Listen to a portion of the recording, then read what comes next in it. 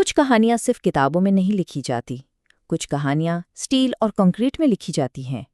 آج ہم ایک ایسے ہی انجینئرنگ کے شاہکار کی بات کرنے والے ہیں، ایک ایسی تعمیر جس نے نہ صرف ایک سمندر کو قابو کیا بلکہ تاریخ کو سلام پیش کرتے ہوئے مستقبل کی بنیاد بھی رکھ دی۔ تو آئیے جانتے ہیں 1915 چناک کلا پل کی کہانی۔ ذرا سوچیں، یہ ایک ایسا سفر جس میں پہلے 1.5 گھنٹہ یا کبھی کبھی اس سے بھی زیادہ لگ جاتا تھا، وہ بھی فیری کا انتظار کرنے اور سمندر کی لہروں کے رحم و کرم پر رہنے کے بعد۔ اور اب وہی سفر صرف 6 منٹ کا رہ گیا ہے۔ یہ صرف وقت بچانے کی بات نہیں ہے، یہ تو روزمرہ کی زندگی میں ایک انقلاب لانے جیسا ہے، اور یہ اس بات کا جیتا جاگتا ثبوت ہے کہ انسان جب ٹھان لے تو فطرت کی بڑی سے بڑی رکاوٹوں پر بھی قابو پا سکتا ہے۔ اچھا، تو اس پل کی عظمت کو اگر صحیح معنوں میں سمجھنا ہے نا، تو ہمیں پہلے اس عفریت کو سمجھنا ہوگا جس پر اس نے قابو پایا ہے۔ یہ مسئلہ صرف پانی کا ایک بڑا ٹکڑا نہیں تھا، بلکہ جغرافی، موسم اور تاریخ کا ایک بہت ہی خوفناک امتزاج تھا۔ دیکھیں، آبنائے دردانیال ہمیشہ سے ایک بہت اہم تجارتی شاہراہ رہی ہے، ایک ایسا گیٹ وے جو بحیرہ اسود کو بحیرہ روم سے جوڑتا ہے۔ لیکن یہ گیٹ وے جتنا اہم تھا اتنا ہی خطرناک بھی۔ یہ سمجھیں کہ ایک قدرتی دیوار تھی جو 2 براعظموں کے بیچ میں کھڑی تھی، اور اسے پار کرنا ہمیشہ سے ایک بہت بڑی جدوجہد رہی ہے۔ اور چیلنجز بھی کوئی معمولی نہیں تھے۔ تاریخی طور پر تو یہ جگہ گیلی پولی کی خونریز جنگ کا میدان رہی ہے۔ جغرافیائی طور پر دیکھیں تو یہاں کی ہوائیں اتنی شدید ہیں کہ کسی بھی تعمیر کو اڑا کر رکھ دیں۔ لیکن ان سب سے بڑا چیلنج کیا تھا؟ وہ تھا سمندر کی 3 سطحی لہریں۔ اب اس کو یوں سمجھیں، یہ کوئی ایک سیدھا سادہ دریا نہیں ہے، نہیں، یہ تو ایسا ہے جیسے ایک کے اوپر ایک 3 دریا بہہ رہے ہوں، اور تینوں الگ الگ سمتوں میں، الگ الگ رفتار سے۔ سطح پر ایک کرنٹ، بیچ میں دوسرا، اور تہہ میں ایک تیسرا۔ اب ایسی افراتفری کے بیچ میں ایک پل کی بنیادیں کھڑی کرنا، یہ کسی بھی انجینئر کے لیے ایک ڈراؤنے خواب سے کم نہیں تھا۔ یہ صرف ایک جگہ نہیں ہے، یہ ایک یادگار ہے۔ اس پانی کی ہر لہر میں قربانیوں کی داستانیں ہیں۔ اس لیے یہاں پل بنانا صرف کنکریٹ اور اسٹیل کا کام نہیں تھا، بلکہ یہ اس تاریخی ورثے کو عزت دینے کے برابر تھا۔ یہ یقینی بنانے کے لیے تھا کہ جو کچھ یہاں ہوا اسے کبھی بھلایا نہ جائے۔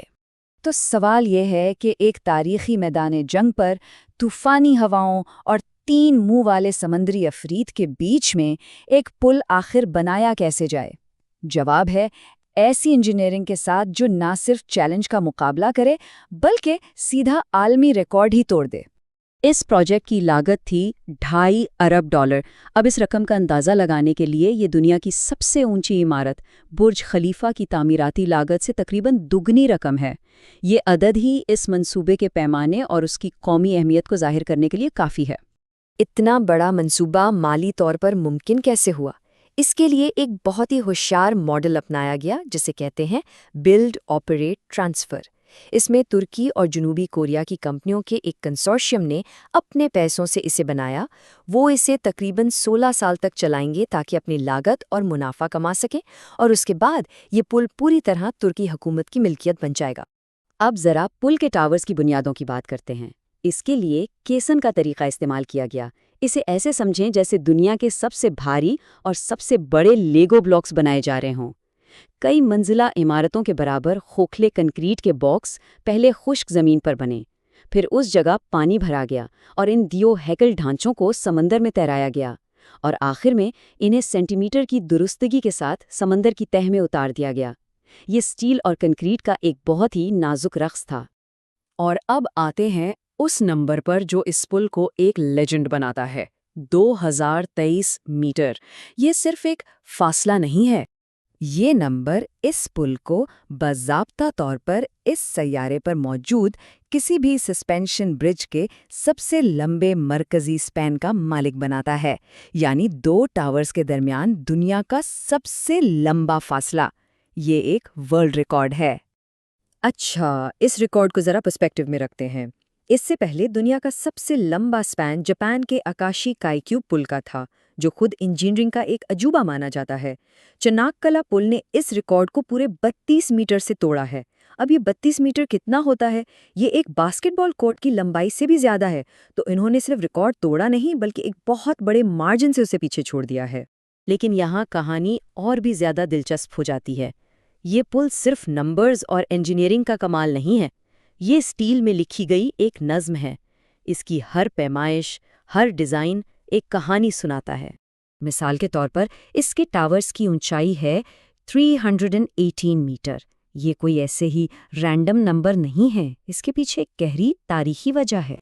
318 یعنی تیسرے مہینے کی 18ویں تاریخ 18 مارچ، یہ وہ دن ہے جب 1915 میں عثمانی افواج نے ایک زبردست بحری فتح حاصل کی تھی، جو ترک قوم کے لیے ایک فیصلہ کن لمحہ تھا۔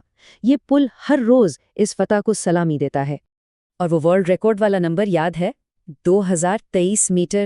جی ہاں، اس کا بھی ایک دوسرا اور بھی گہرا مطلب ہے۔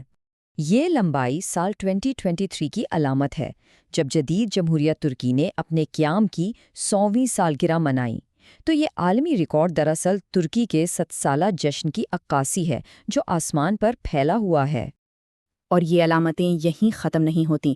ٹاورز کا سرخ اور سفید رنگ ترکی کے پرچم کو ظاہر کرتا ہے۔ ان کا ڈیزائن عثمانی میناروں سے متاثر ہے، اور یہاں تک کہ پل کے ستونوں کی شکل بھی قریب میں موجود چنک قلعہ شہداء یادگار کی عکاسی کرتی ہے۔ یہ ہر لحاظ سے ایک قومی یادگار ہے۔ تو ہمارے پاس ریکارڈز ہیں، تاریخ ہے، علامتیں ہیں، لیکن ان سب کا ان لوگوں کے لیے کیا مطلب ہے جو اسے روزانہ استعمال کرتے ہیں؟ مطلب حقیقی دنیا پر اس کا کیا اثر پڑا؟ یہ چارٹ ساری کہانی بتا دیتا ہے۔ جو سفر پہلے فیری کے انتظار، موسم کی خرابی اور تاخیر کی وجہ سے 1.5 گھنٹے کا ایک تھکا دینے والا کام تھا، وہ اب ایک ہموار، قابل بھروسہ 6 منٹ کی ڈرائیو بن گیا ہے۔ یہ صرف ایک بہتری نہیں، یہ روزمرہ کی زندگی، تجارت اور سیاحت کے لیے ایک مکمل تبدیلی ہے۔ اور یہ نقشہ ہمیں بڑی تصویر دکھاتا ہے۔ یہ پل صرف 2 کناروں کو نہیں جوڑتا، یہ ترکی کے صنعتی مرکز یعنی بحیرہ مرمرا کے ارد گرد ایک بہت بڑے ہائی وے نیٹ ورک کا آخری اور سب سے اہم ٹکڑا ہے۔ یہ بندرگاہوں، فیکٹریوں اور شہروں کو اس طرح جوڑ رہا ہے جیسا پہلے کبھی ممکن ہی نہیں تھا۔ آخر میں 1915 چناکلا پل سٹیل اور کیبل سے کہیں بڑھ کر ہے۔ یہ ایک بیان ہے۔ اس نے ایک تاریخی رکاوٹ کو جو ملک کو تقسیم کرتی تھی ایک سپر کنیکٹر میں بدل دیا ہے، مستقبل کی معاشی ترقی کے ایک انجن میں بدل دیا ہے، اور اس بات کی ایک طاقتور علامت میں کہ ترکی کیا کچھ حاصل کر سکتا ہے۔ یہ پل اس بات کا ثبوت ہے کہ جو کل ناممکن لگتا ہے وہ آج کی حقیقت ہو سکتا ہے، اور یہ ہمیں سوچنے پر مجبور کرتا ہے کہ انسانی ذہانت اور عزم کا اگلا ہدف کیا ہوگا۔ وہ کون سی ناممکن نظر آنے والی حد ہے جسے ہم اگلی بار پار کریں گے؟